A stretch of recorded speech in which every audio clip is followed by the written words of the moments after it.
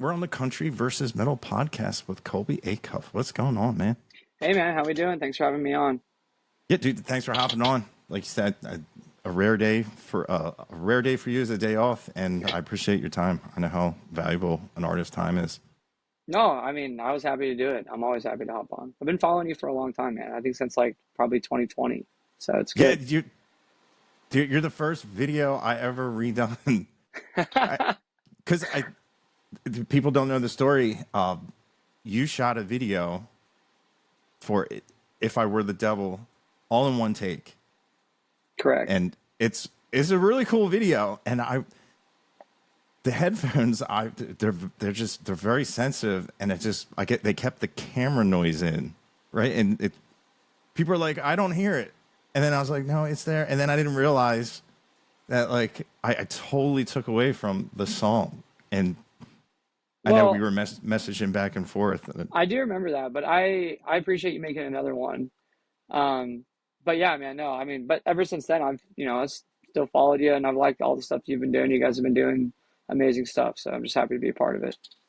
Yeah, and I know you're doing great because when I do a Colby Acuff song, it gets muted, so I know you've progressed from probably independent into some. A lot of times it's like a Universal or Sony. They just after a minute they don't want to see anything after a minute. But I just know. Yeah, I mean, I was with Sony for a couple years, but I actually just left in December, so I'm back to being Okay. independent again. So Okay. use it Cool. all you want. Yeah. Yeah. And then now is independent. Is that just how you want to stay? For now, yeah. I'm not sure. I mean, I'm not going to say that I would never not be with a record label ever again. And I wouldn't even say that my time at Sony was necessarily bad. It just got to the point where it wasn't the right fit for me, and I needed some time to, I would say, like go and try to be independent again for a second. And so that's kind of what we're doing. That's cool. It, it is nice when you have control of everything, and because it's your name. Oh It, yeah. it's got to be a weird feeling where people are telling you what you do when your name is that there's nothing more representative of yourself. And Yeah, and I think also at the end of the day, it's just like really hard to find anybody who's gonna, well, kind of like what you're saying, but it's hard to find anyone that's gonna care more about it than I do, because it's my name. It's like my business, and I just feel like that's what I'm looking for in a partner. And towards the tail end of that relationship, I wasn't necessarily getting it. So I knew that I would care a lot about it. So, and I know that like my managers do and stuff. So that was kind of my thought process going into being independent again. And once again, I'm not saying that I would never be with another record label, but it's got to be the right fit. yeah, yeah, it's cool. And man, your last album, there's a song on it called "Bruised." I don't know how I missed it. I just recently listened to it, and that is an awesome song. From just sonically, the dynamics, it reminded me of like, man, I really liked heavy music, and then I just remember finding like the beautiful sounds of Pink Floyd, like Yeah. "Goodbye Blue Sky," and it has that, and I was like so excited because no one really captures that magic anymore, and man, it is it was just like okay, I need to like sit down with the lyrics, but it's such a peaceful song, and it's very nostalgic for me Yeah. of to hear it done that way. I just wanted to let you know I love it Yeah. because when Oh, go ahead. Sorry, my bad. no, I was just gonna say when people were asking, like who's going to be on podcasts, they'll be like Colby Acuff, and they're like, what should I listen to him? And it's an interesting question because do you focus on the diversity of your art or your vocals? Because it's Yeah, I different. mean, I totally agree. We have a lot of different records out there and a lot of different sounds, and I've tried to make every record as different as possible. And with that, kind of by accident, and that's not even something I mean to do, but like by making, different records, I end up with kind of different voice stylings on a lot of them. And with the record American Sun, which to kind of piggyback off your point, like I thought Bruce was going to be just a home run for us. And it turned out to be just like whatever, like no one really, few like I just never really, no one really ever grabbed onto it. But I thought that was going to be a for sure slam dunk for us. But I love that song too. I love that song. I'm really happy that you referenced Pink Floyd because that was definitely my whole idea going into it. Was like, man, this reminds me so much of like all the tones of Pink Floyd and how, and even like the writing of it and everything. But anyway, yeah, you end up with like that vocal performance in Bruised. It's like so soft and subdued, and then like turns way on. And some of my records, it's like always 100%. Some of my records, it's like sitting back a lot more for the entirety of it. So I don't know. I think it just kind of comes with. Um, I always want to write something new, I guess, and so I'm always trying something else, I guess. Dude, I love it.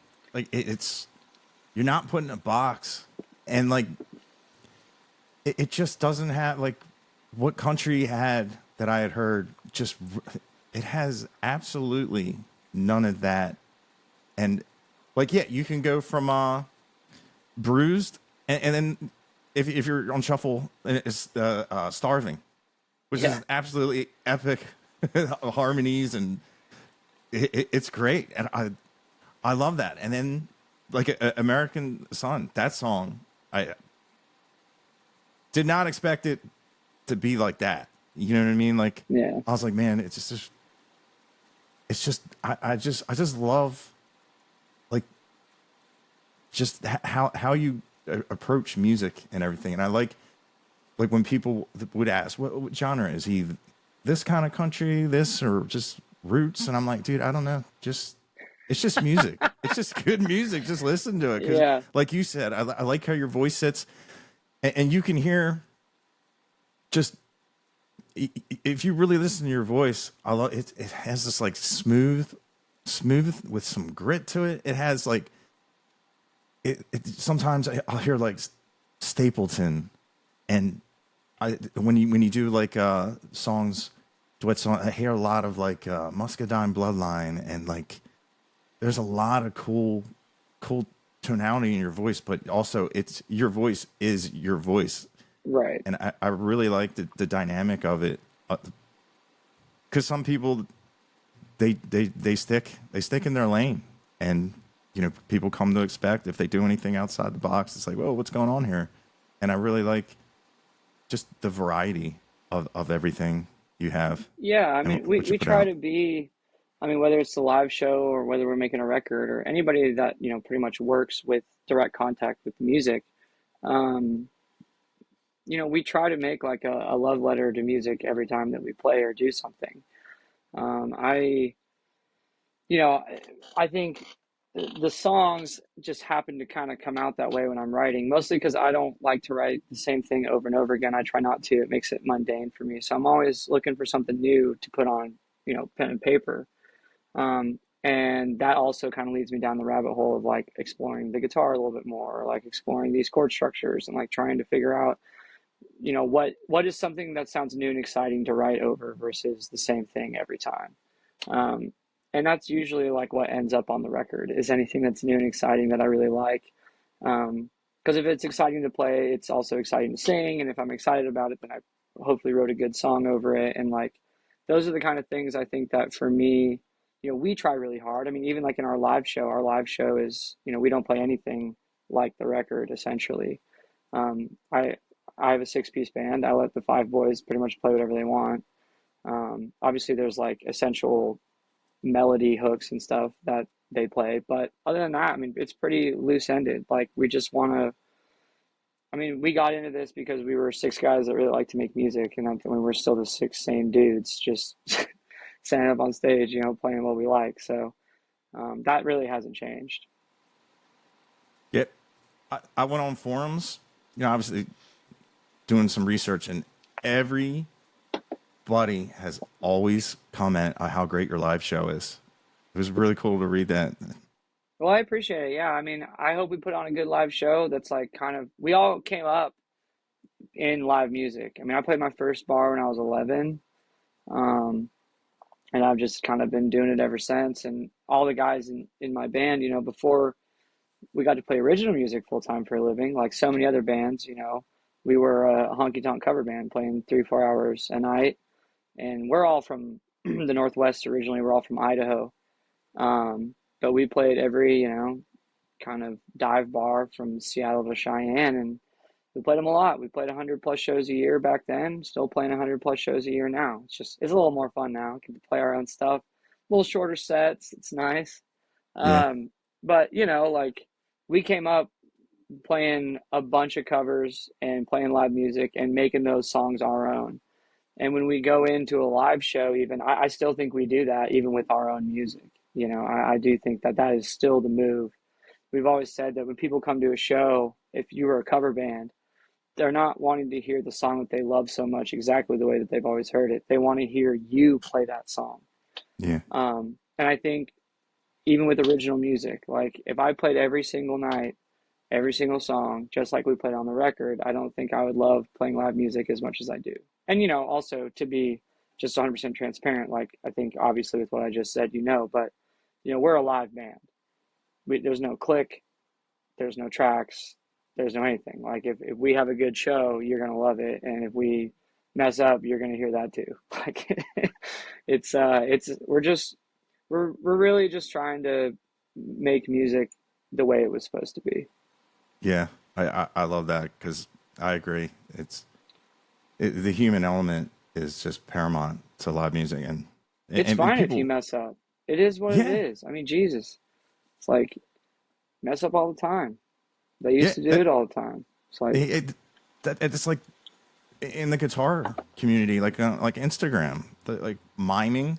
I get it. It has places. People have been doing it forever, but it it's funny when like you make a mistake and the musicians are watching you. They know. It's just so hard not to make a face, and it's just being a musician. It's funny. Like especially like yeah, but I mean, in my mind, it's like it shows what you're doing is real. yeah, Like I mean, shit, I sometimes I forget the words, but like if I do, I just laugh about it. I talk about it on the mic, and I always say, like, if we do make a mistake, I do always say, like, this is a live show. For some reason, though, which is beyond me, it's becoming so rare. It is becoming so rare to have a live show. It's like everything, or even like, singing without auto tune. Like anything in that realm, there is so much of this, like, well, in the modern era, everybody is so acute to like perfection because everything that they've listened to, I mean, not everything, but a lot of the things that people listen to on a very large scale aren't necessarily super real. There's a lot of other factors that go into it that make it sound the way it is.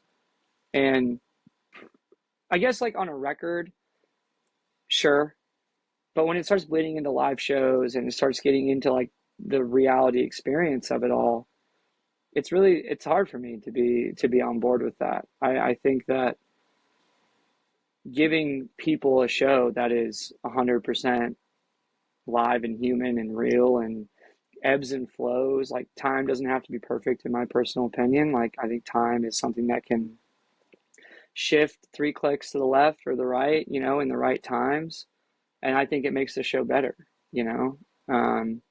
Anyway, that's just, I don't know, I'm kind of getting down the rabbit hole there, but that kind of stuff for me is very important in our live show. yeah, and dude, like when you're like feeling the crowd, I mean, genres have been made with that energy, like thrash metal. Like they Yeah, say, like Lars Ulrich and Metallica was just like so excited. You follow the drummer. Hey, we're doing this. We're gonna burn the bar down tonight. Like, exactly. and I love that. And like, man, I saw like one of the bands I always like grew up liking and really liked their stuff, and it was so plastic, and it was like listening to the CD on the way there. They didn't go a couple extra bars. They didn't like feel it out. It was just so like it was like curated. Like it always blows my mind. Like when you see like even like comedians, you see the red digital clock, and they're always looking down at the clock. Like everything's timed, and it's just almost like it just takes it just takes the life out of it, especially when you start, as the audience starts noticing it, and it's just kind of like, really, like Yeah. sometimes sometimes you like, the people, they want to hear more of your song, so give it to them. Yeah.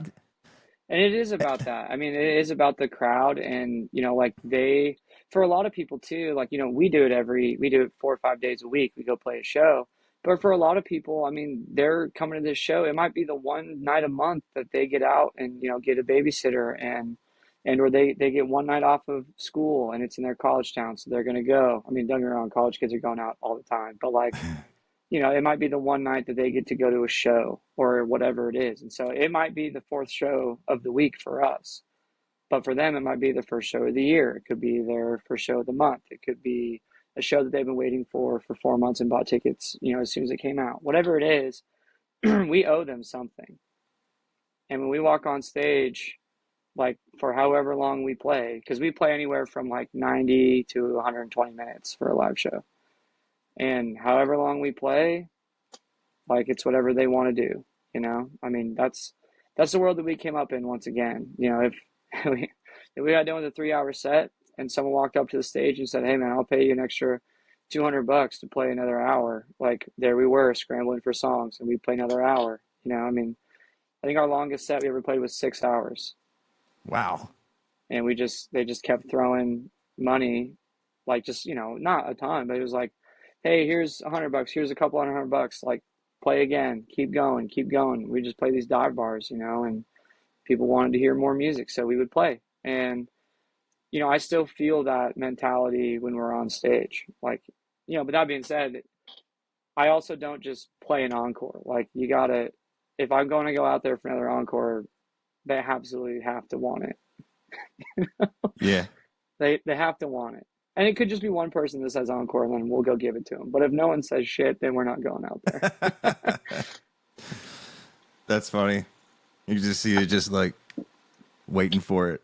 Well, we've done it a couple different ways, and I've just found that, like, because it's a two-way road. Like, if I walk out on stage and on the very first hit, I give 100%. The crowd sees that, they give back 120.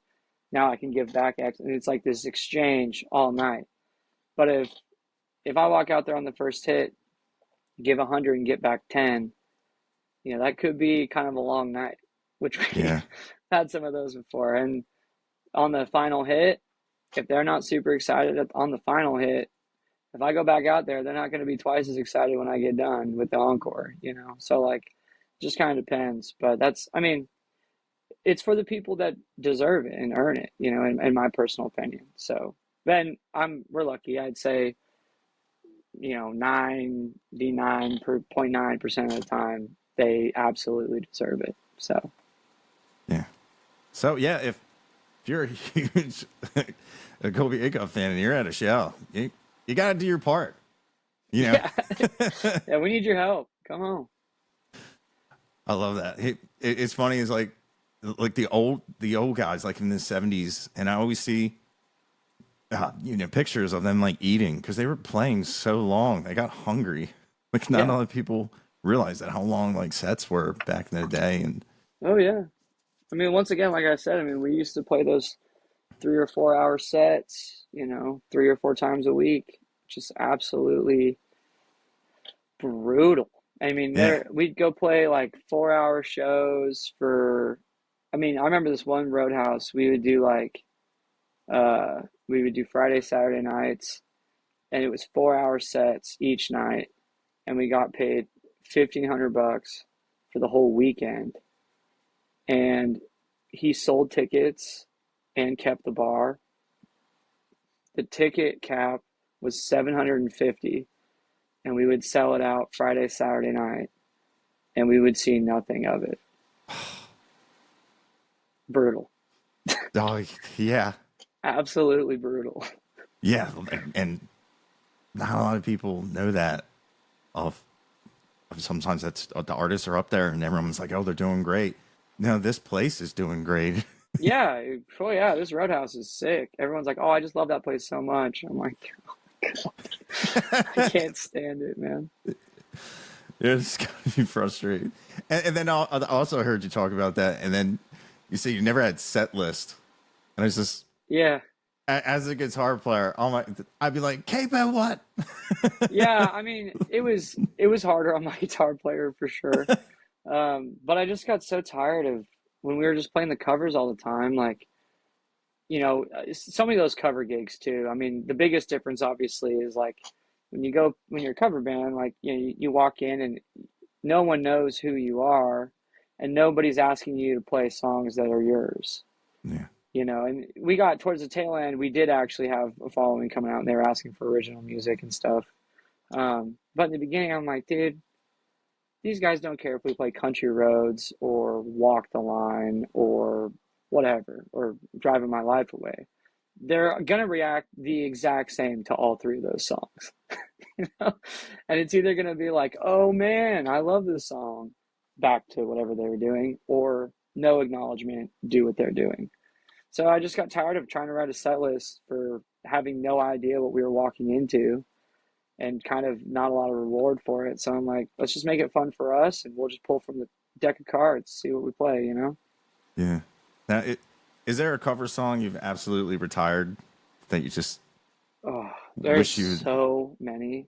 One that I didn't even like in the first place, I might get some grief for this, but was Friends in Low Places. And I just cannot with that song and a lot of his songs, to be honest. But the reason why actually we kind of never played it very much. We'd play it like maybe at a wedding, if we had a wedding gig, or like, if we were really struggling to get people to turn their heads. It's like that Sweet Home Alabama, Johnny B. Good, Friends in Low Places, and I still love playing Johnny B. Good, to be honest, but like there's so many songs that just get, run out when you're Yeah, in a cover band. And but we had staved off from Friends in Low Places for a long time until that Roadhouse gig.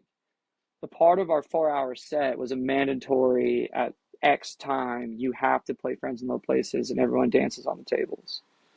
it's in the contract. It's in the contract, literally. So after that, I was like, I hate this song. I never want to play this song again. So That's yeah. funny. Mine was Copperhead Road. Mm, never Uh, played it. We never played it. It's two chords. Yeah, I no. was like, As a I guitar could go player, to it's brutal. yeah. At the heart, we used to say the hardest part is getting through it, but people love it. They always ask for it, and I'm like, it's bring, and Yeah. bring, and then there's only one part, and then it's back to bring. And I'm like, who wants to play this? I'm like, gotta go to the bathroom. I gotta get a drink, and it's yeah, a song like that. And I actually sat down and was like, listen, I'm gonna sit down and listen to this song and actually listen to the lyrics. I was like, all right, this is a solid song, but Yeah, it's still Steve Earle. Like, it's yeah, great, and it's, that's the thing. It's like, it's not so much that these songs are bad, it's they just get run through the cover circuit so bad. And I mean, like, I remember when I was a kid, like, uh, I listened to, like, when I very first heard the Old Crow Medicine Show Wagon Wheel. This is like way before Darius Rucker put out his version where it got so big, but it was pretty big. I mean, it was really large with just like that bluegrass kind of early on Americana folk community. But where it was huge was in cover gigs, because I felt like, I mean, I played it a ton, but what you felt like is you were getting away with a one off because it wasn't a pop hit, but it was a great song. And so people would love it or know it and be like, oh, that's a deep cut. And it just like built up and up and up and up. And I remember it was kind of like White House Road, like later on. But like at some point, it was like at any second, at any given time, there was a cover band somewhere playing Wagon Wheel. Like, yeah, it was super, super popular. And so that, I don't know, in my mind, that's kind of the same effect as all these other songs. yeah. I don't think I ever knew that was a cover song. Oh, really? Yeah, Old Crow did it. Well, Old Crow actually, so Bob Dylan wrote the chorus, and Old Crow was like going through a bunch of Bob Dylan stuff, and they were like, "What is this?" And he was like, "I don't know. You can just have it." So they finished it, put out Wagon Wheel, and then like 12 years later, Darius Rucker puts out the country mainstream version of it, which then exploded. Wow. I had no idea. Bob Dylan's involved. Oh yeah, That's it's got a crazy history. Yeah. yeah. Yeah, and like there's probably a lot of people that think that's his song. Oh, It's of course, of course. yeah. Yeah. Yeah, it's that song like just walking down Broadway, you're going to hear that 30 times. I mean, that's if you're there for 30 seconds. You know, that Yeah, song, it's being played a lot. A lot of, I mean, anytime something's hot, it's ripping down there for sure. yeah. Now, if you could have any artist cover your songs, who would you want to have do a Colby Acuff song? Oh my God. It's funny, no one's ever asked me that.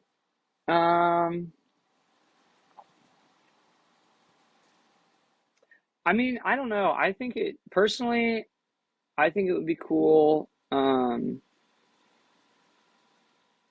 if it was a younger artist actually.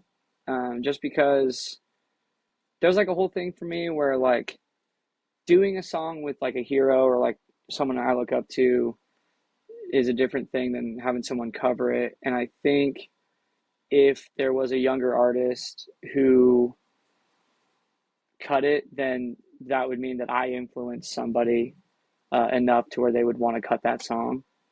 And I think for me, that would be really cool. So I don't know, like I've had my interactions with people, you know, when they're coming up and had a lot of conversations with a lot of great people. But like, I don't know, I think it'd be cool if someone like, I mean, I would say like if, I don't know, like maybe Baker Blankenship or Waylon Wyatt or I don't know, one of the young bucks who are doing really well right now.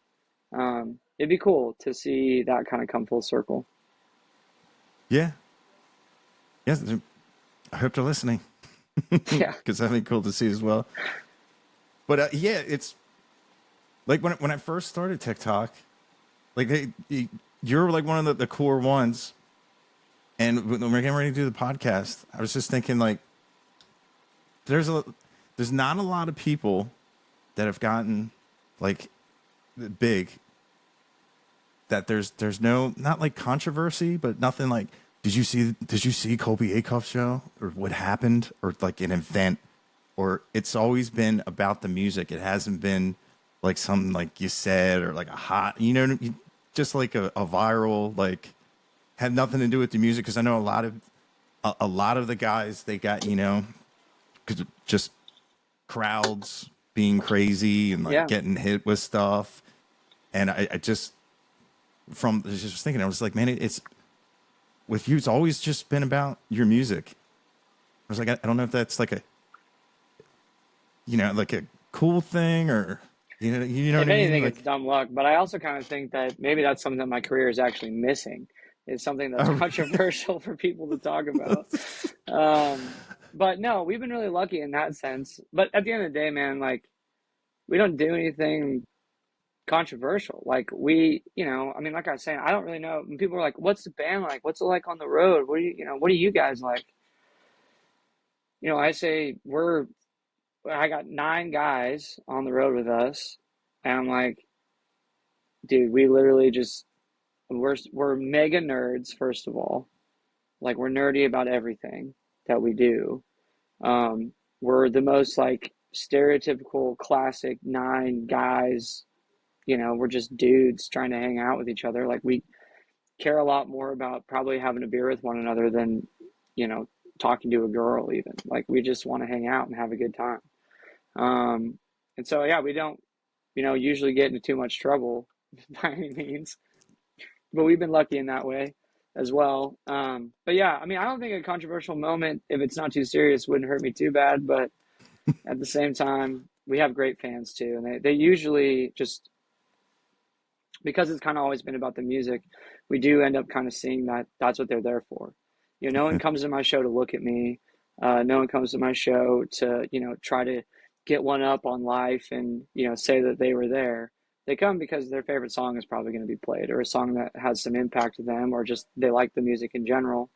And so we're really fortunate that our fan base is song fans, you know? Yeah, that's yeah.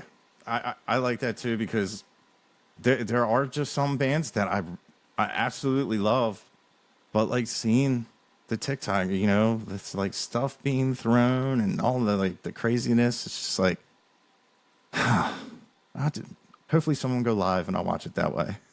Yeah. I don't know, man. The industry, especially in the last year or so, has changed so much again, though. Like I've just noticed a massive shift in kind of just how everything is, I don't know, how everything just kind of is, if I'm just being 100% honest. And whether it's for good or for bad, you know, it is what it is. It is the shift. It's like coming out of whatever, you know, COVID kind of brought in. And there's some leftover for sure that are, you know, able to still perform in the market. But the market has changed. The industry has changed. It's coming into the whatever the next thing is. Do you like the change or just Um, what it feels to me like is from the pandemic came a very large musical renaissance, particularly in music that I would define as good. And there are some amazing bands and acts that are, um, you know, finding success right now that are really great. But this era also kind of reminds me of like when I was a kid and like the, you know, mid early 2000s where the labels caught up from the 90s and the major labels caught up and figured out a way to kind of use what was cool in the 90s, kind of then make it their own version of it and package it and sell it essentially. yeah. Um, so to say I like it or not, I don't really know if that's like the right question, but for Yeah. someone like me, do I particularly enjoy what's happening? It's like I've seen this movie before. Is kind of I got you. the thing. I'm like, I know how this plays out. Like, Yeah. yeah. So, Now, if you had to pick an era of a spot in time where you could be the same age right now, do you have like a time of where you really think you would shine? yeah, oh yeah, for sure. I mean, I definitely think that in the 70s, probably, I think the best music was probably made in the 70s, um, like 50s, 70s. Um, the 90s is interesting because there's like a lot of really great uh, music being played, and there's also a lot of really monumental things that are happening, especially for country music in that time, that kind of then got us here where we are now. The 90s, I think, would be maybe the toughest time to break out, but if you did, you were, you know, star. And then I also wish I was like this age, but like in maybe like 2015. You know, I think those three-ish times, those would have been good. And I think probably like in like from now until like I don't know, maybe like 6 years from now would be a good time to be me. You know, the way things are going. But yeah, I mean, I'm excited to be a part of. I am really happy that I got to, or I'm getting to make music when I am. I wouldn't Hmm. trade it necessarily. I just think there was a lot of really great things being made in the 70s. Yeah, definitely no filler. It Yeah, was all yeah. Just I mean, you had to be incredible. There was no and magic. people enjoyed. It was kind of one of those things where uh, something happened in the 70s, and I don't really know what it was, but between essentially the labels, the producers, the artists, the bands, and the consumers, everybody was kind of in this in the same boat of like we want music to be good and like kind of because it's so rare that the musical education of the consumer matches what is some of the more difficult things that a musician can play, or like when sonically it's not just straight down the middle, but there's like some edge to it, and the people are kind of playing not more difficult things, but just more interesting things, I guess is what I should say. Yeah. Kind of more like in the musical exploration space of it. And I feel like they definitely got that in the 70s, which was really cool. Yeah. And man, like it's crazy to think like back, like guitar amps didn't have distortion or anything, and just how they would make the effects themselves, and just random stuff they would make sounds with, and just it definitely was cool. Like I always say, like back in the day, like as soon as you heard a guitar tone, you knew what band it was, even before the singer. Yeah, And I so miss true. that. I Yeah, miss I that so know. much. Me too. Yeah, there's a lot of that though. I mean, and it's I don't know. Another side of this too is like I'm just getting a little bit older now. I'm not in my young 20s anymore, and I'm in my later 20s, and I'm rapidly approaching 30. And it's one of those things where, I think, your generation, like you just kind of watch it happen in front of you, where like your generation is getting older with you. And my job now is to appeal to the generation below me, as far as like on that consumer level. Um, and I think, our music's kind of been for everyone and anyone anyway. And the only thing you can do is just hope that, like that next generation thinks what you're doing is cool. Like that's it. And, I think, as far as we've seen, it's been doing pretty good. So we're not super concerned, but it is tough when it's obviously not my generation driving the ship anymore. And I can see that, where I'm like, oh, well, this is different. I have to learn. I have to understand why, and kind of going down that whole rabbit hole. Yeah. I mean, what are your crowds like? You gotta appeal to a lot of generations, because like, man, there's some songs with like you got like all the soulful sinner singing and stuff like that, and like even how do I feel alive? It sounds like punk rock, but Yeah. done really well. Man, that the harmonies on that are great. And I love the beat, and I love how it's got like a cool, like, man, like tap your toe, but still like I feel like you can be like, hey grandma, listen to this. Yeah. Like Yeah. It's without, not, like it yeah. has this same energy of like Black Flag or something, or Hmm. but it's all like clean sounds. I love that. Yeah, we try to run. I mean, we really do try to make things like with tone and everything. We're trying to essentially, a lot of our tones that we use, and in pretty much all of our records, everything is pretty dry. We don't throw a ton of reverb on basically anything. I'm not saying there's no reverb on it, but it is pretty dry. And it's all made with real instruments and tube amps, and like kind of how they used to do it. Um, but yeah, like as far as going into kind of all the music, I guess, that we have, and the generations that we do have, and our age for our fans, yeah, they span from you know in high school or younger, all the way up to people in their 60s. And so it's a mixed bag for sure. When you come to a Colby Acuff show, and it's great. I mean, I think one of our biggest complaints we get is we don't play enough like 18 up venues. We play a lot of 21 up venues. And I think, it's just hard to get through. I mean, it's a tough loophole to find, but I know we have plenty of fans who are under the age of 21 that haven't seen us yet, and we've come to their city 3 or 4 times, and they just can't get in. So, Yeah, I I tell you what, I had the privilege of taking um, two 14-year-old girls to a show, and they were in the car. Uh, I'm trying to think like how they said, "What kind of music is this?" It was Lance Rourke and oh, Muscadine Bloodline, I love and Lance and yeah, Muscadine. We've been on tour with Muscadine, and I met Lance last year. Great guys, all parties included. Great. yeah, and I said it's country, and as 14-year-old girls were like, "Well, we don't have pickup trucks and we don't drink beer, so we're not going to like it. I was like, listen, it's not that kind of country. I almost don't want to call it country.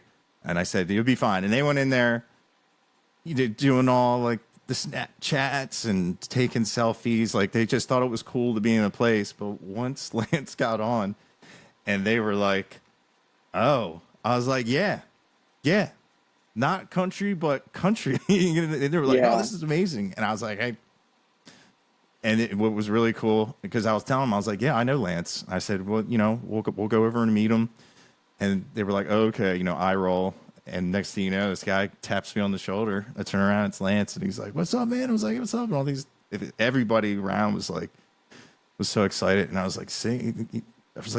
And then it was pretty cool. Cause like, I know if we had gone to see you, it would have been the same Yeah. reaction. Well, and it sucks. The one thing that really needs to happen, and I don't know who's going to name this, but someone has to, because in my like genres are tough to deal with in general, Mm-hmm. but you know, like the whole like Americana thing, that was a name that was given by mainstream country to us to kind of tell us to go away. But someone's got to name it. It's like in the 70s, someone named the outlaw country thing, and that worked Mm-hmm. super well. It gave them a place to live. And it's still to this day. I mean, you still have serious outlaw country. Like that name has stuck forever.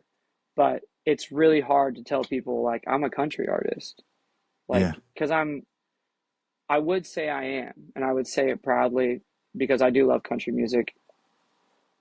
But the waters have been muddied for sure. And it's very Dude. tough for people to wrap their head around. Like, because I think even someone who, I feel bad if someone's going to a show and they're like, oh, what does he play? And they're like, oh, it's country music. And they're like, oh, I love country music. I listen to the radio all the time. And they show up to my show, they might be like, what is this? This is not country, you know, from Yeah. their definition of it. So it kind of goes both ways. But someone's got to name what we've been doing. Not what me Yeah. specifically, but like me in this scene that I've been in for the last 5 years. Like, 100%. because we just get, I mean, because then we're not, we're either too country to be a part of something, or we're not enough country to be a part of something, or whatever it is. But like, we need a place to live, man. Like, it's getting crazy. Yeah, dude, 1,000%. Yeah, Because when people ask like country versus metal, and they're like, "Well, I don't like country," I'm like, "It's not like that." And I never have like a very specific answer. And they're like, "Well, what's different?" I'm like, "It's real. It's authentic. It's good." it's But good. like, That's yeah, and people are like, "Well, that's yeah, subjective," and I'm like, "Man, I'm telling you." But like, like the songs on the radio, they like how do they suck the soul out of some of these tracks, and man, like I'm not a fan of snap and clap, yeah. and all like that. And I'm like, dude, What's so like funny it, is there's nothing I love. Like, I love claps in songs if I can tell that they were done live. Like a live clap that's not pasted, like doing a clap take yeah, versus a clap like input. yeah, that And like, it's unfortunate because clap and snap track inputs have essentially just like made it to where like when people hear claps and stuff, they just think it's like some inhuman thing. But I don't know, like that early like Motown stuff where they're all clapping and singing and like mm-hmm. they have that is so human. Like it feels so good to listen to that. Um, but it is funny how like that stuff has just become so disgusting. Like Yeah. It, you hear it and you're like, oh my God. my drummer will do it on purpose because he knows I'm gonna snap my neck around. And come on, Yeah. man. He's just like, gotcha. But yeah, like that all like, I definitely know like what you mean by like the difference, and but yeah, telling people like when somebody like today, what's he play? He's country, but man, you really need to really listen to this. It sounds like Pink Floyd. Well, they're not country, and I'm like, man, I guess the core thing would just have to be the song, and there's a lot of truth in it, and it's I just get angry because I know there's people out there like me that like hard music, that but also like literature and like getting stories and love all the old story songs. Like some Pink Floyd songs are like 18 minutes, you know, like, and Right. we have Yeah. the attention span for it. And like, if I were the devil, the lyrics in that song are, they're like deliciously evil. Yeah. It's a Like, crazy song. Yeah. oh, dude, I love it. Get rid of all the wolves because I prefer the sheep. And yeah, Yeah. it's great, man. That's a great introduction into like just your writing and just how different it is, and just how like that could satisfy a lot of people. It's and like the thing with the TikTok, it's just like just got to get it in front of these people and have them listen without that negative connotation of, oh, this is country, and you know they Yeah. think, oh, you play the song backwards, he gets everything back. Gotcha. You know what I mean? Well, and Like, it's like, I mean, so my favorite artist is Sturgill Simpson, okay, and Sturgill is a great example of someone who like essentially, I can't remember when Metamodern came out. I think it came out in 2010, and I was in high school. Yeah, I was like a freshman or something. And when it came out, it just was like it was so unapologetically country, but it had like weird like psychedelic tones over the top of it, and then also the writing was really good. And I think the argument that I'm making is when you like I'm a songwriter first, probably more than anything. And so I just love writing songs. And so when I get done with a song that I really like and I know I'm going to cut it, I just start thinking about what I want it to sound like when I put it, into a record. And sometimes I can define a whole record, sometimes it can just define a track. But, essentially if I'm like, oh, I'm really thinking that this would sound good on this one, like, oh, like let's just use Bruce for example. Like, oh, it'd be really cool if we reference kind of Pink Floyd for this. And because Pink Floyd's really cool, I think it would be a good reference. Well, the whole record doesn't sound like that. So for that one, it was just track dependent. But we hit exactly what we wanted to do. Um, and then it was like, okay, on to the next one. What do we want this to be like? And then you end up with a whole record, like a whole piece. Um, and like for that one specifically, American Son, it's like one of the most diverse records I'll probably ever make. I mean, every single song is so different. yeah, yeah. It's funny. Like the first time I heard Sturgill Simpson and like Turtles All the Way Down, I'm like, what in the Frank Zappa? Yeah, yeah. I loved it. Like you said, there's so many cool like ethereal cool sounds, and yeah, he's definitely, he can play too.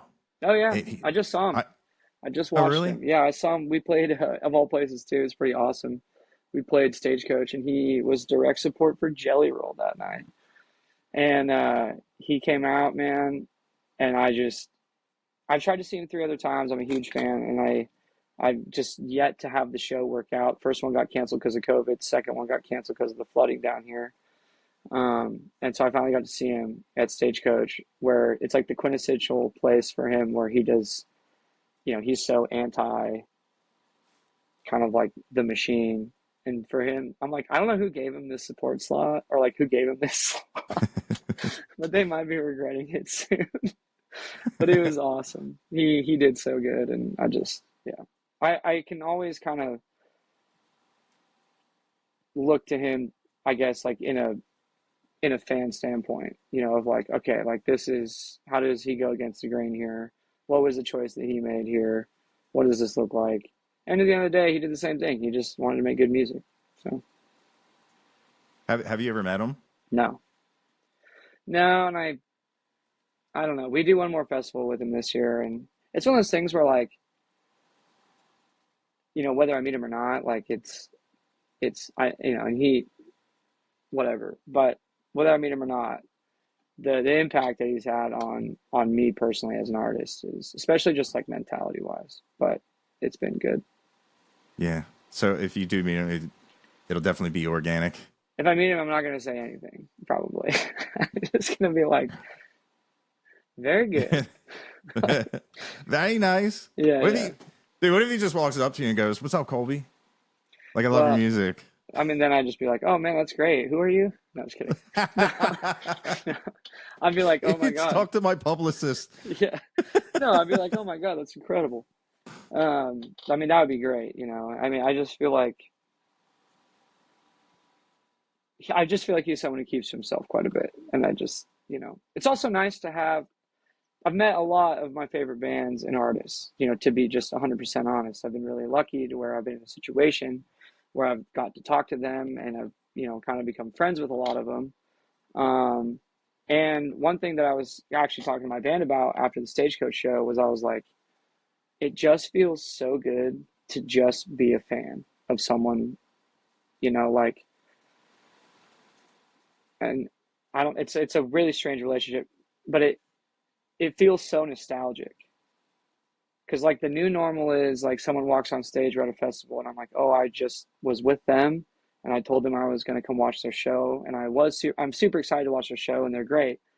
But there's something about like I listened to Metamodern and a lot of Sturgill when I was in high school, all the way through college, all the way through my career. I've never met him. I've only seen him once. That feels nostalgic to me. That feels like I can step back and be like, I don't know him. I'm a huge fan. I'm just another guy in the crowd, like just watching the show. And there's something that like I really I hold on to that pretty hard. Yeah, definitely like also the mystique Yeah. of it. It is cool. Like when because now, do you think like when you are a huge fan, and like I never really thought about it, like when you get to like meet and hang out with your favorite artist, it is it, in a way, I guess it does take away a little bit of that excitement, you know, because I don't know. Yeah. I like never really thought of it because now you're like, oh, you know, you walk after the show, you hang out with them, have a couple drinks, and you know, and just well, Yeah, and I don't know if it takes away from the excitement, but it definitely takes away from the like the mystery of what you've kind of painted them to be.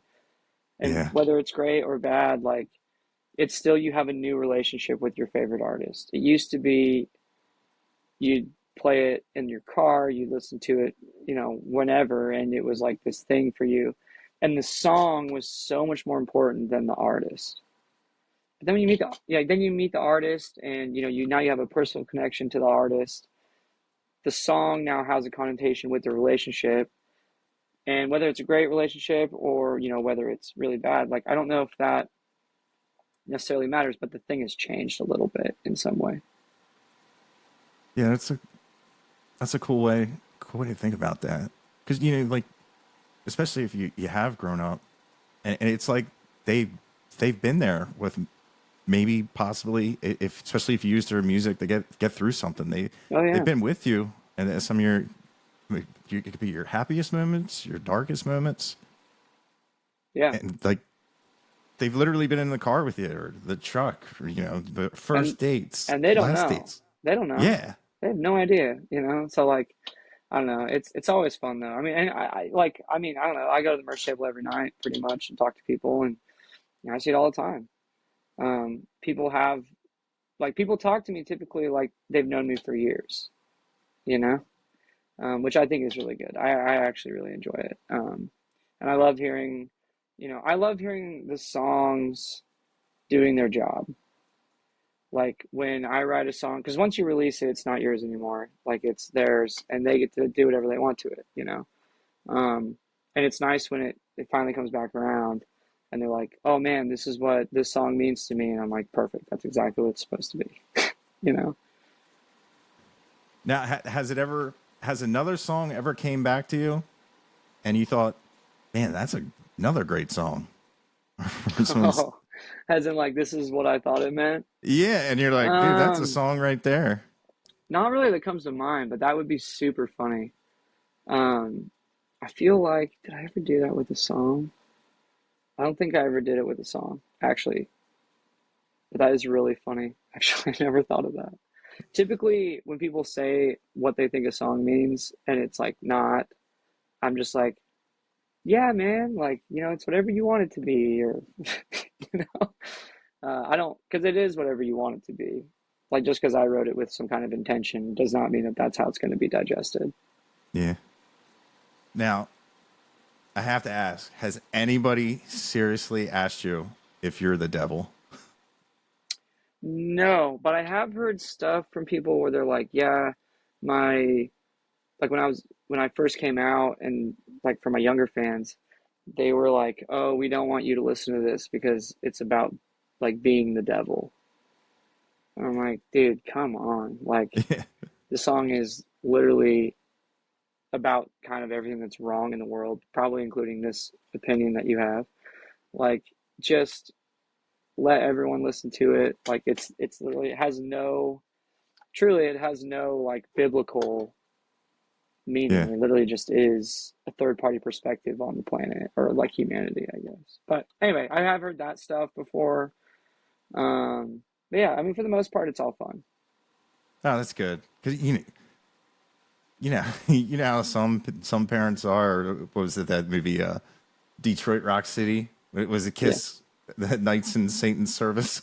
yeah, There's always yeah, some people that take it way too serious, or they just get something stuck in their head. Because I was, just listening to the other day, I'm like, I wonder if someone just, some people just take stuff way too literal. oh yeah. I Uh, mean, people really do take that song to heart. There's a lot of things that people want to talk to me about that song about, you know. So, but never that one. That's an interesting one though. it, is there a song that like I know you said Bruce, you thought that was going to take off. Is there like one that you really thought was like this is the one, and it just didn't? It Oh, didn't move. yeah. I mean, I'd say like it happens fairly often, just because I love all the songs very equally, especially like right when I write them.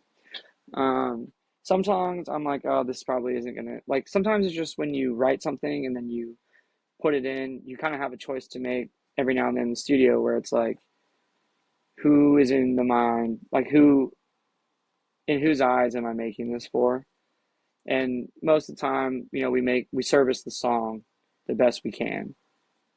And to service the song, I do a lot of times I do think of the consumers, not too like heavily, um, but mostly just for like tasteful stuff and whatnot. Um, but yeah, I mean, I've had probably I thought Through My Window Pane was going to be a massive song. It's on Western White Pines, the deluxe version. It was just like an acoustic song. I thought for some reason that I mean, well, it's one of my favorite songs I've ever written. Just like lyrically, I thought it was great. So I thought that was going to go. It had some legs for a little bit, but not like I thought it would, you know. But there's been probably a handful of them that I'm like, damn, this really should have got some attention, and you know, slips through the cracks.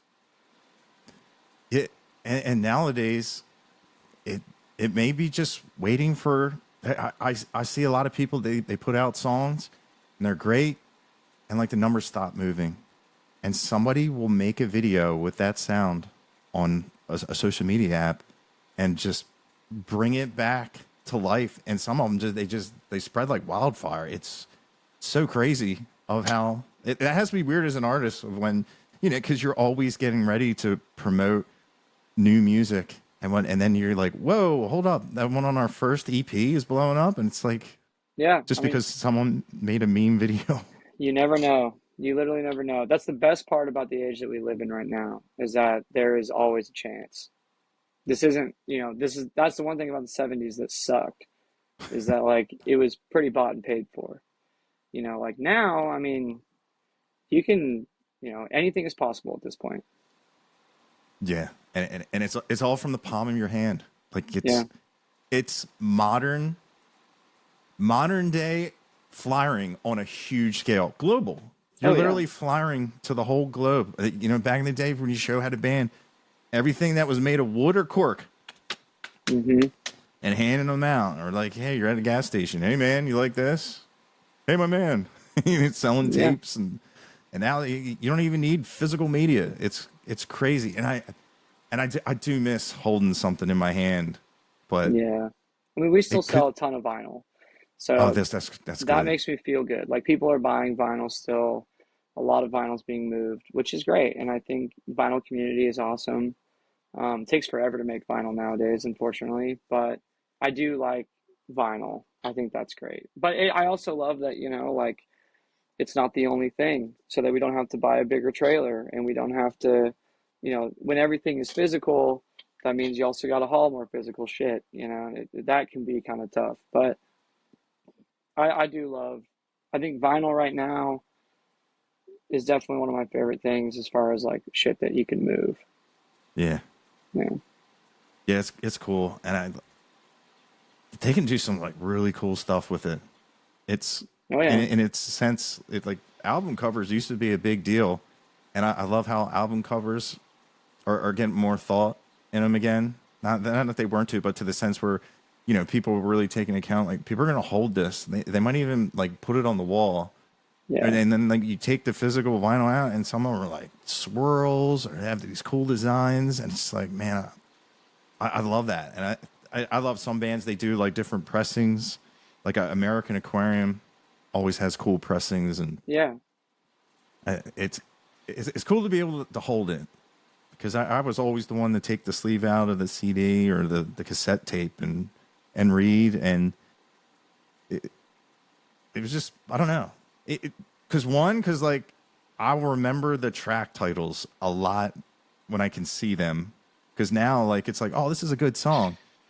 And I'll have to, like, if I'm driving, sometimes I can't look at what the Right. song title is. And then it's like lost. And but when you physically put that in to something, you know exactly what's on there. And I kind of miss that too. I love like everything it's just sitting there waiting for you to press play. But still at the same time, it is nice. You got your Colby Acuff, you know exactly who you're listening to and like what album. Well, and they don't, it also completely incentivizes listening to full records. That's the part that Yeah. bothers me the most. I'm an album artist. Like I believe in albums and I believe in albums for like a very selfish way. Like I want to make albums, Yeah. I don't want to make singles just for the sake of making music. What gets me excited to create music is to make a full body of work every year. Something that I can look back on and go, oh man, this was what happened in 2025. This is why I made this record in 2026. Like those things to me are super important. And I understand that the world is moving and it's time to catch up. And like, I understand, but there is a place for albums. Yeah. Now, from listening to your albums, are you like when you start in one studio, that's where you finish your album?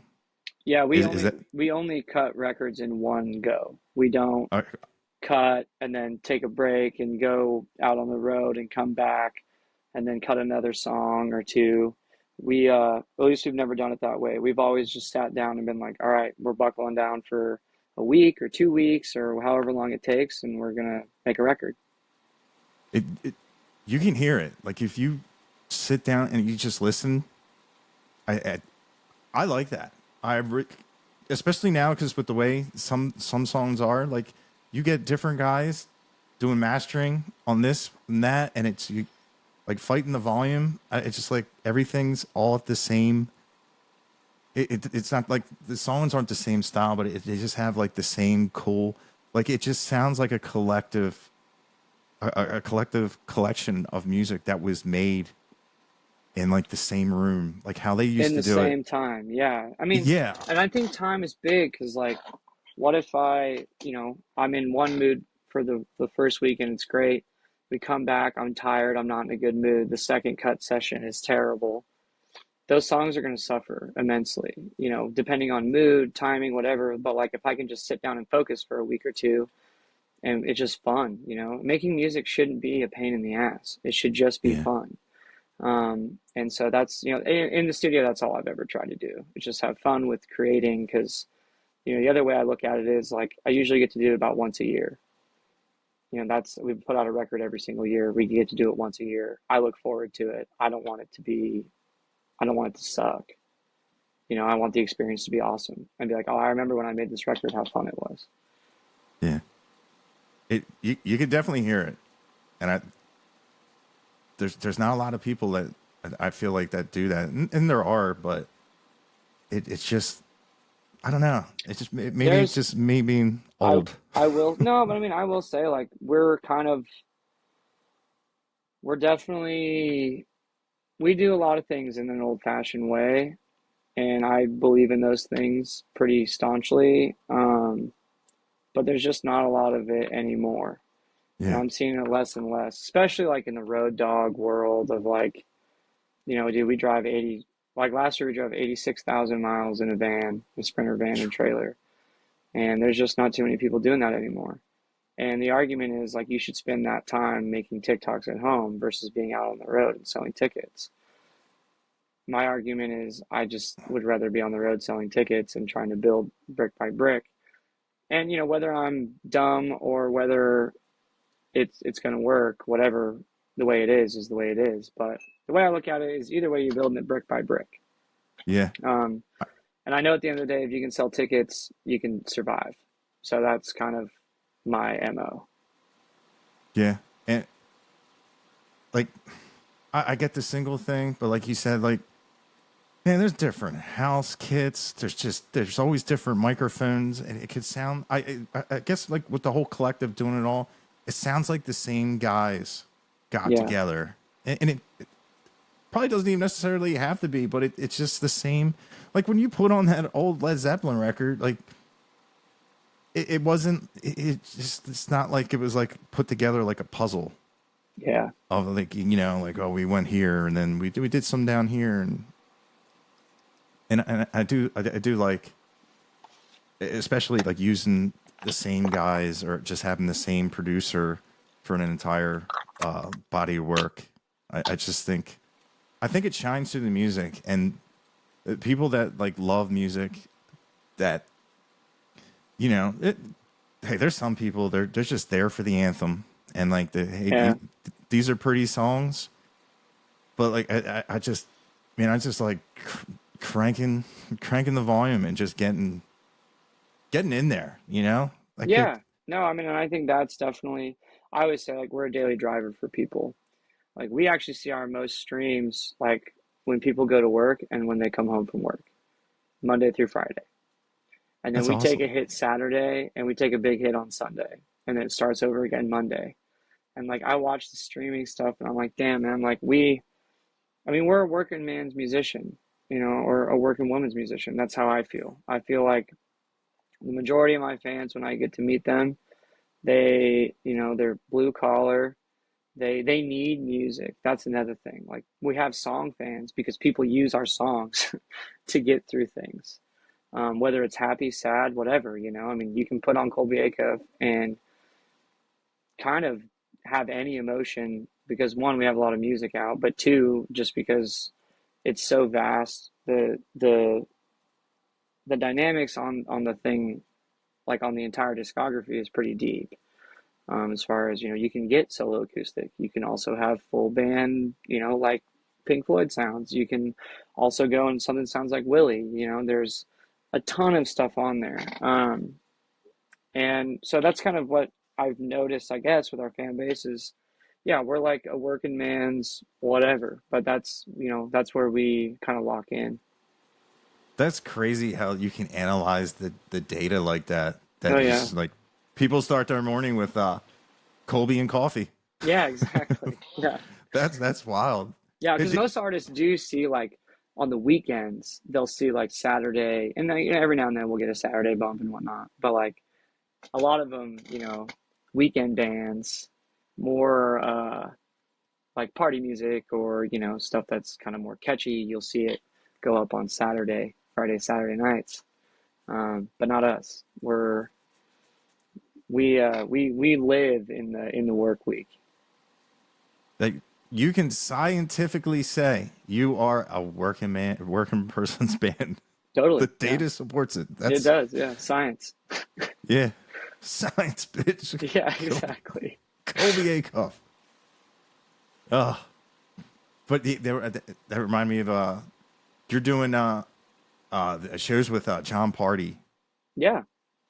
and man, like I didn't know a lot of like I don't even know if like you can call him like a Nashville guy, but I didn't hear a lot of like country music that was recent. But I'd recently I was playing with the band, and his song, what is it, sand on my boots, or sand in my boots, or Or dirt on my boots, maybe. dirt on my boots, yeah, something Yeah, like, I'm sand in my boots. That's like that other dude. Yeah, that's it. Boom, boom, yeah, boom, boom. I like that song. It's a lot of fun to play, and yeah, that's cool. You're going on tour with him, because I know you did Luke Combs yeah. too, That right? was That's last year. Yeah, that was crazy. And Luke and his whole team, everybody on that tour was so nice. That I mean, we were on a stadium tour run. Like we had no business being there, essentially. And I remember talking to Luke about it, and Luke was like, "No, dude, you're here because you deserve to be here. I want you to be here. Like, it's awesome." And it was great. And you know, it's the biggest thing with the John Party run that I'm so excited about is, it's the same thing where, we didn't have to call in a favor. We just went independent a couple months ago, and John asked us to be on this tour. So like that's a mainstream dude, like not down the middle, but he's playing country. But he got me and Jake Worthington. It'll be great, man. that's awesome. Yeah, Yeah, I saw you play Penn State, dude. yeah, it was What? wild. It, you walk off that stage, like how long did that? I mean, essentially, it's an endorphin. It's a high. How long was that after?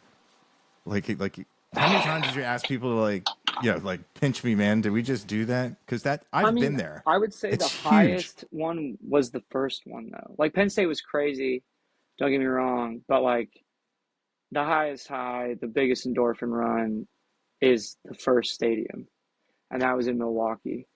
We played the baseball stadium there, Oh and wow.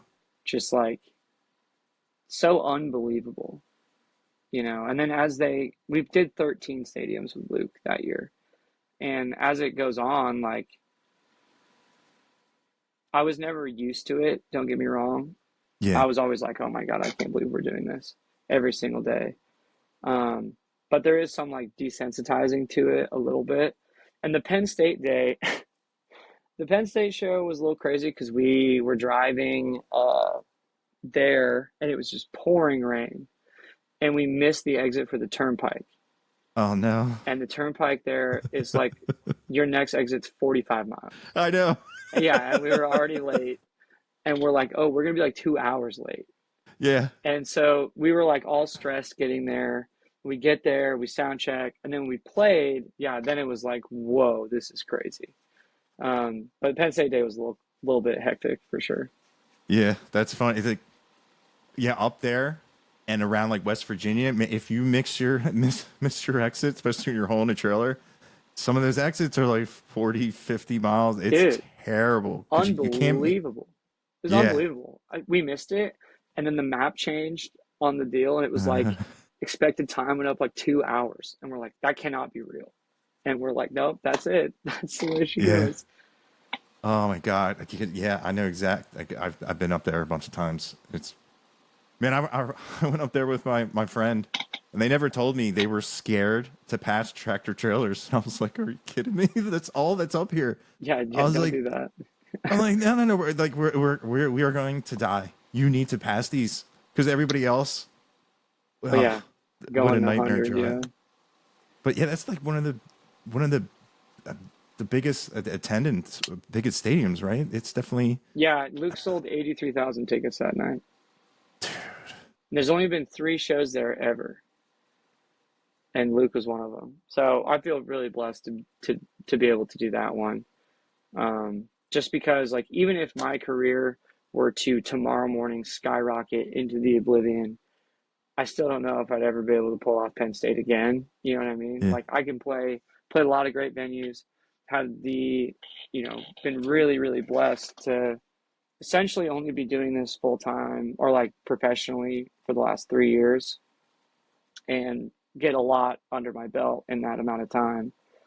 Um, but to do that one again, I mean, you got to be so big. I mean, you got to sell 83,000 tickets in one night. Yeah. And I'm totally cool, if that doesn't happen, and I'm just totally cool that I got to do it one time and it was awesome. And that's a lot of people traveling there too. Oh Because, yeah. I mean, Yeah. it's in the middle of nowhere. Oh Like, you yeah. drive up and you're like, oh, cows. And then out of nowhere, there's Yeah. 20, 30,000 people that just want to party their ass off. Yeah. It was fun though. It was a great night. Yeah, that's cool. So, what could shake you after that? Was there anything like a venue that you get the like the heebie-jeebies on again, or? The only time that I'm like, oh my God, and I get real nervous and anxious about getting on stage, it's not when they're too big. It's when, like, if, we're playing somewhere we've never played before and maybe it didn't sell very good. That's when I'm more like, oh God. Because I'd rather play in front of 80,000 people than two. Yeah, So like if it's a lot of people, I get super excited, and really the only times I get kind of like a little nervous is when it's a little smaller. Like I said, like something that we did, like our first year on tour, especially, first year didn't sell amazingly. And so a lot of those shows, I was like, oh my God, like you got to get up and give them a show.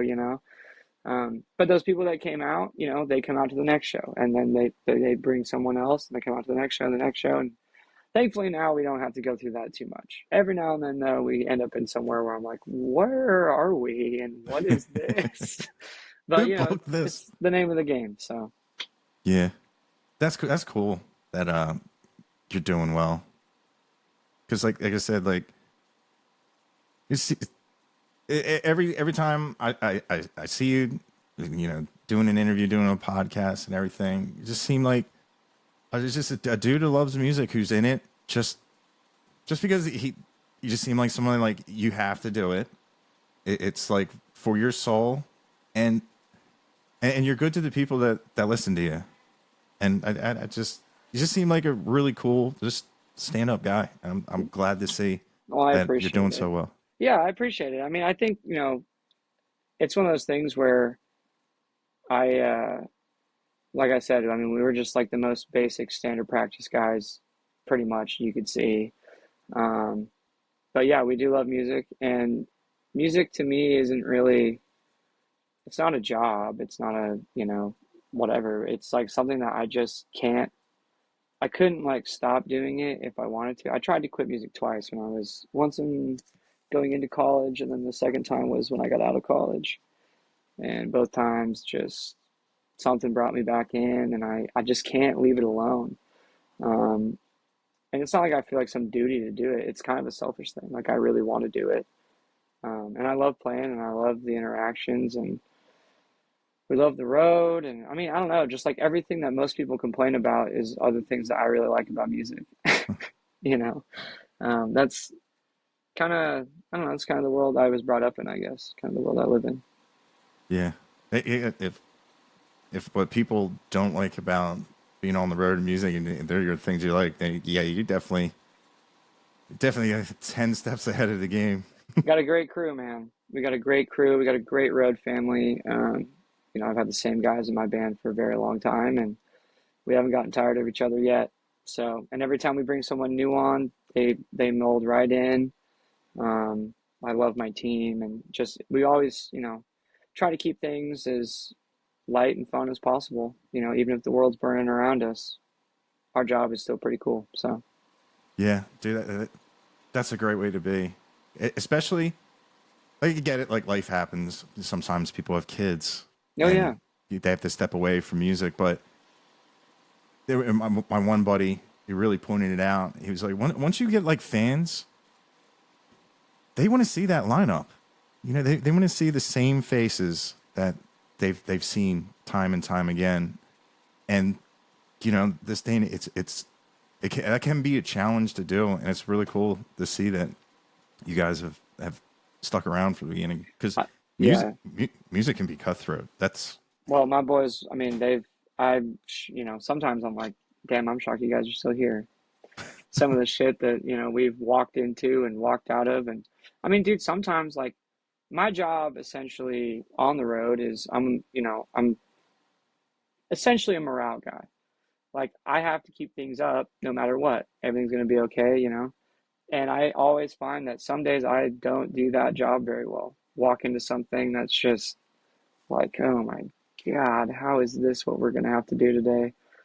And it kind of, I'm not going to say it breaks me, but I'm tired and we've been doing this a long Yeah. time. And sometimes I'm just like, they can just see it on my face where I'm like, Jesus. And they'll walk over to me and just be like, dude, it's fine. Like, we're going to, like, then they do it to me, you know? And to have guys like that in the band, all of them, you know, not just my tour manager or just whoever, like every single guy in the band is looking out for each other. We are truly a family on the road. And yeah, you know, I think we have a great relationship, of, you know, I'll take care of you and we all take care of each other. That's the MO. Yeah. That's it's hard to find in a band. Extremely, extremely. Yeah. Yeah, because you know musicians are they can be very complicated people. Oh, for sure. I mean, and I think the acceptance of the complication is the key. Like we all come from, you know, kind of different backgrounds and beliefs and whatever it may be. But at the end of the day, like if I disagree with you on something outside of this, it can't come into this because like on stage, I've always noticed too, if not ever with this band, but I've had bands in the past where if there is an issue between two people, the only thing that suffers is the music.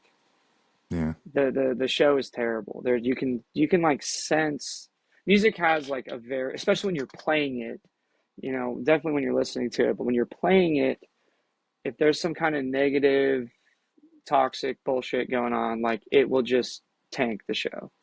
You can feel it. Yeah. It's like Tim Lightyear did like a mini documentary, and he was talking about like running the band hours, sleeping for 3, driving for hours, play a show, driving for hours, playing for show, sleep 2 hours, and he was just sitting there at the bar, being like, "Man, dude, we're gonna have a fight. Like something is gonna happen. We need to get ahead of this. We all love each other. We don't want it, but."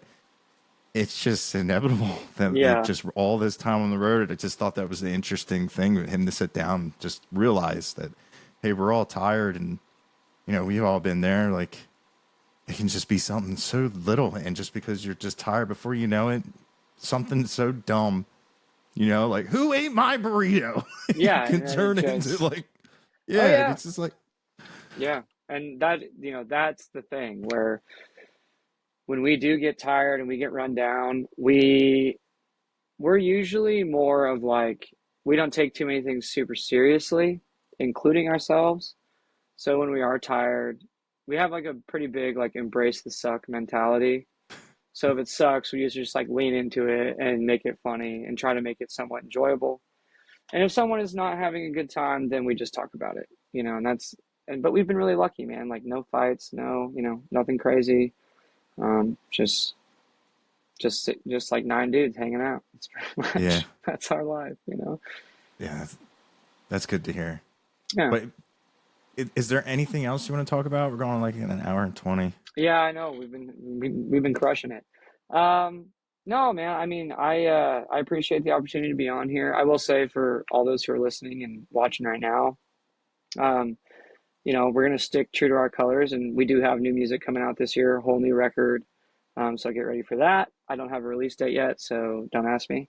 Um, but yeah, no, I'm excited about everything. We have we're on tour right now. Get tickets at colbyacuff.com. New music's coming out soon, and yeah, looking forward to the whole year. Yeah, dude, yeah, doing shows with John Party, and I saw you're doing a show with Gavin Adcock. Yeah, yeah, we're gonna do a show with Gavin in Indiana this year. Here coming up soon, next month. Should be super fun. I'm actually looking forward to it. I think it'd be awesome. Yeah, I, I'm looking forward to seeing videos. Yeah, I think it'd be great, man. We'll see how it goes.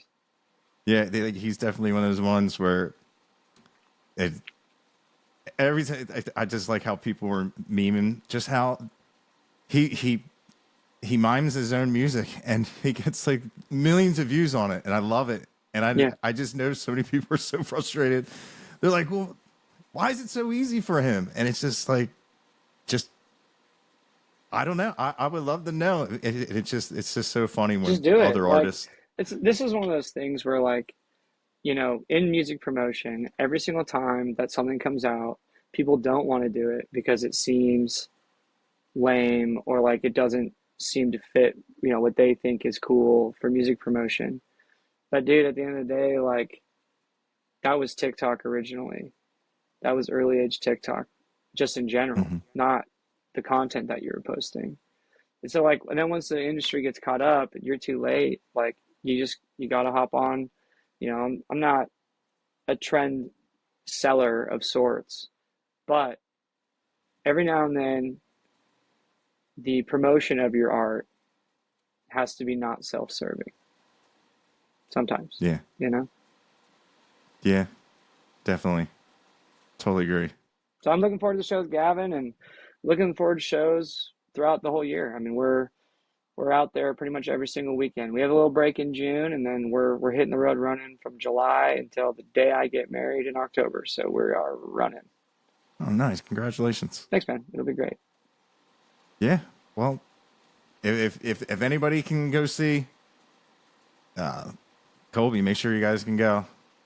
I think the closest you come to me is like Connecticut, Where are you based out uh, of? Delaware. Yeah, I yeah, guess. we're gonna be in Connecticut, July 7th, I believe. Okay. Yeah, and I saw. Is the first show Richmond, Virginia? Yeah, that's next month, or that's like 10 days Okay. away. Yeah, Yeah, I've been down there. That's a cool music town. The yeah, I guys love that are Richmond. yeah the guys like you that are playing the real country. They always stop there and they just skip right over where I'm at. I know, it's tough. I'm like, man, I wish there was an easier way to get down there because Washington traffic. You'll It see. sucks. No, I know. I I mean, don't. I've been through it a lot. I know it's terrible. It's terrible. Yeah, yeah, Washington or driving your trailer over the Washington Bridge up in New York. Oh, we've Like done it. We've done it all, man. We've played. $74. I mean, I think at this point we've played.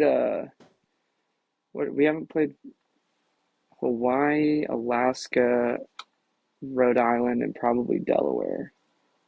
Like that, we've played damn near every state, and I've been to 49 states. I just haven't been to Alaska yet. So Nice. Yeah, we're always out there, somewhere. yeah, We're definitely. always out there. Yeah, it's a good thing to be running out of states as a musician. Yeah, Just I like it. spreading that good music.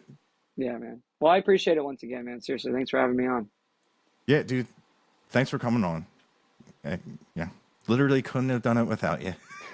It's weird. Well, But yeah, man, dude. Congratulations on getting married, and yeah, safe travels on the road. And I hope you guys have a great time. thank And you, man. excited for new music. Hey, anything for you, man. If you want to come out to a show, just let me know. We'll get you tickets. All right, definitely. Thank you. Well, Thanks, boss. yep. You have a good rest of your night, Colby. Bye. All right, see ya.